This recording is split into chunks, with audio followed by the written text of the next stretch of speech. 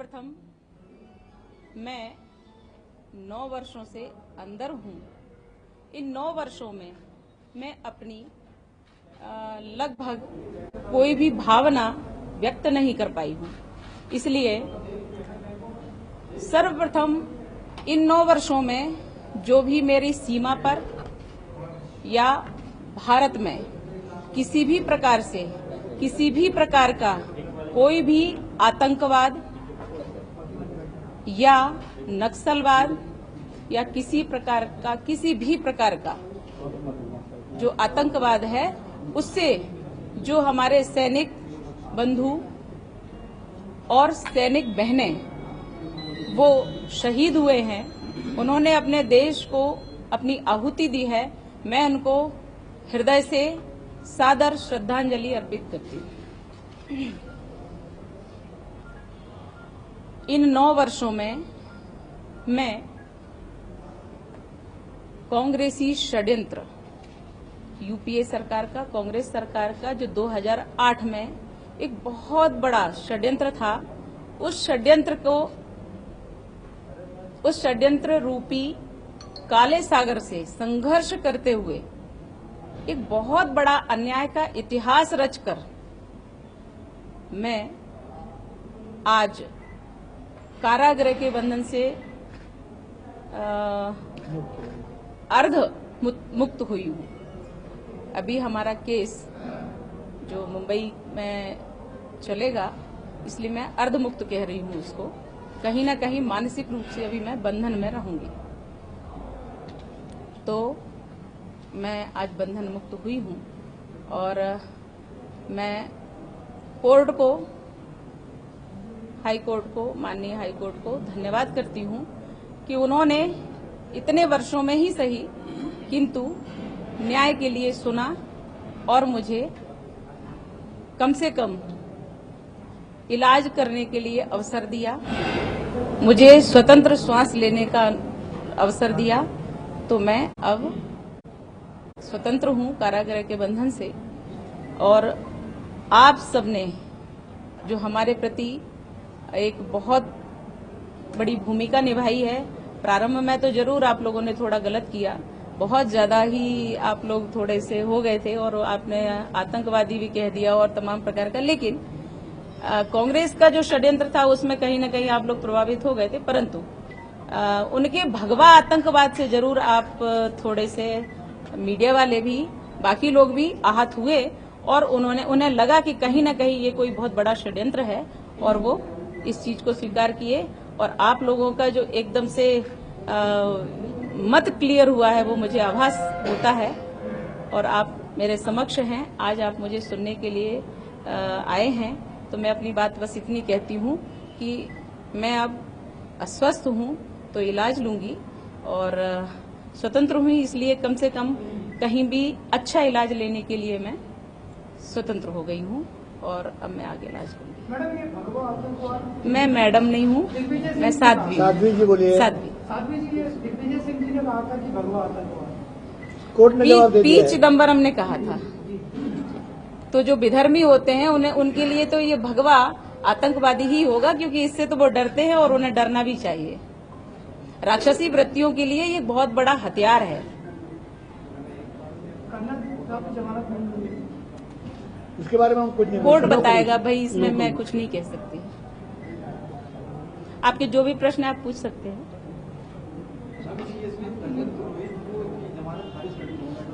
आप मुझसे बात हमारा निवेदन है कि सुनिए। किसी और के बारे में ना कहें। आप मुझसे मेरी बात करिए, कोर्ट क्या करता है ये मैं नहीं कह सकती। आपको लगता नहीं कि बहुत लंबा समय लग गया आपको? 9 वर्ष का अन्याय बहुत लंबा, बहुत लंबा। क्या सरकार को बदलने के कारण आपको क्लीन चिट मिल गई है या फिर एनआईए ने जो आपको क्लीन चिट उससे मिली है या फिर आपको लगता है कांग्रेस ने? ये तो निश्चित था कि कांग्रेस का षड्यंत्र था और ये भी निश्चित है कि वर्तमान में कोई ऐसी सरकार है जो षड्यंत्र तो नहीं करेगी, परंतु ऐसी सरकार अवश्य है जो न्याय के लिए प्रयास करती है।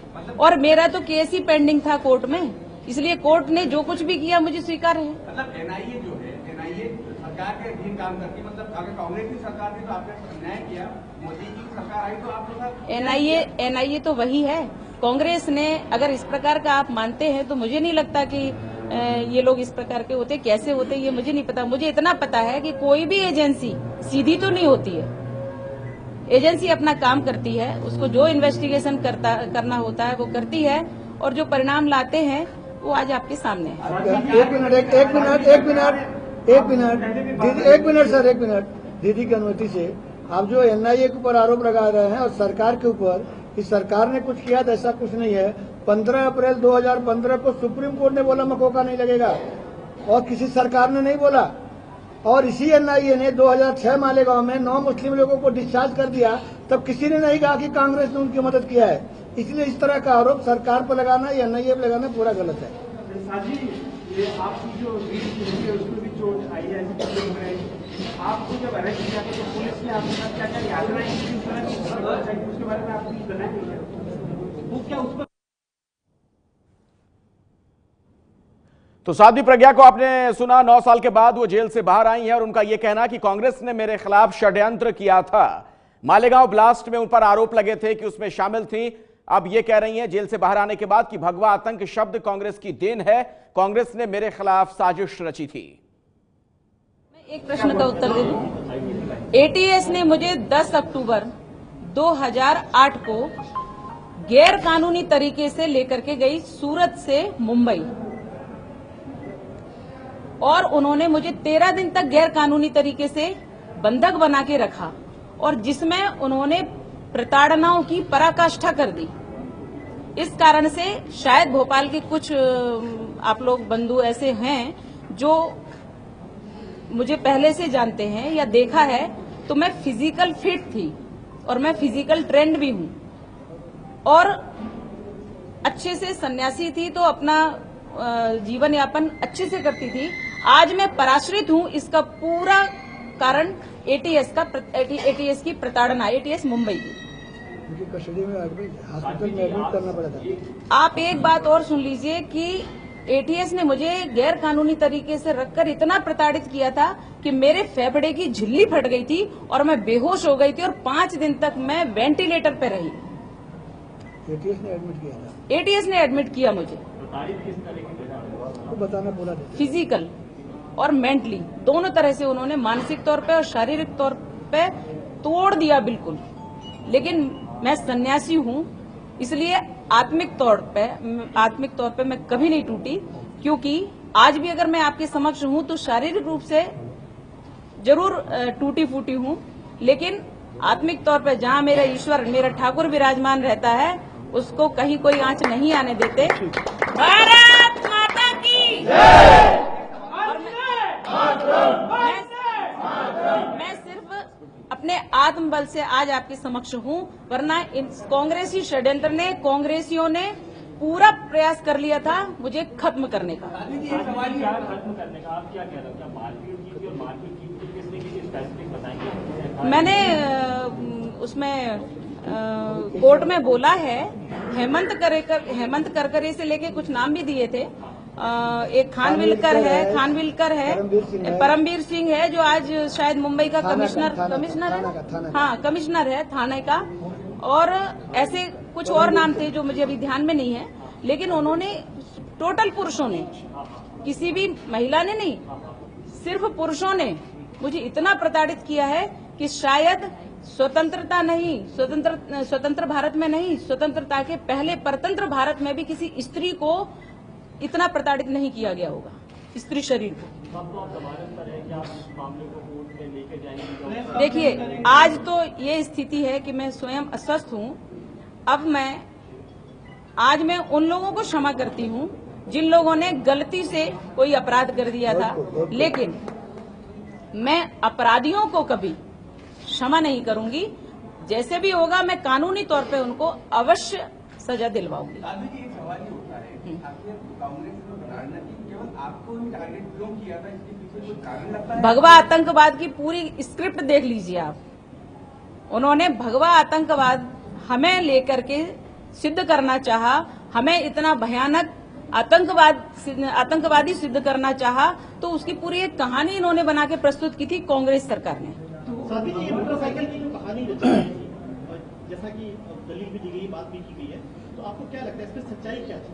सच्चाई ये थी कि मोटरसाइकिल मैं 4 वर्षों पहले बेच चुकी थी, मेरे कब्जे में नहीं। वो ऑलरेडी न्यायालय के अधीन में है और वो विषय चल रहा है, मैटर सबजुडिस है। मैटर सबजुडिस है और उस विषय को आप दूसरा कोई प्रश्न तो वो पूछिए। अच्छा, अजमेर केस में 2 लोगों को सजा भी हुई है, आपने कहा आतंकवाद नहीं होता, पर 2 लोगों को सजा फ्री हुई। उसके बारे में क्या, उनके बारे में कमेंट नहीं, 2 लोग को सजाए हुई है, नो कमेंट। भगवा आतंकवाद नहीं होता, ये तो सिद्ध है। मित्रों, आज एक बात ठीक है। जानिए, और किसी को अगर किसी कोर्ट ने सजा दे दी तो वो ईश्वर नहीं है, एक बात का ध्यान रखना। सजा जो है लोअर कोर्ट ने दी है, और ये आप लोग भी बहुत अच्छे से जानते हैं कि सजा होना अपराधी का परिचायक नहीं है। तमाम सारे ऐसे कारण होते हैं कि किसी को भी अपराधी सिद्ध करने के लिए पुलिस बहुत प्रयत्न करती है। लास्ट क्वेश्चन, वो छोड़ दीजिए, वो बात खत्म हो गया है, वो खत्म हो गया है। सच्चाई कोर्ट ने सिद्ध की है, सिद्ध कर दिया ना। कोर्ट ने ऑर्डर दिया, मैं 100% निर्दोष हूँ उसमें भी, उसमें नहीं, किसी भी प्रकरण में इन लोगों की बुरी मानसिकता से षड्यंत्र किए हुए किसी भी षड्यंत्र में 100% निर्दोष थी, हूँ और रहूंगी। Thank you very much, thank you very much. ये है एबीपी न्यूज, आपको रखे आगे।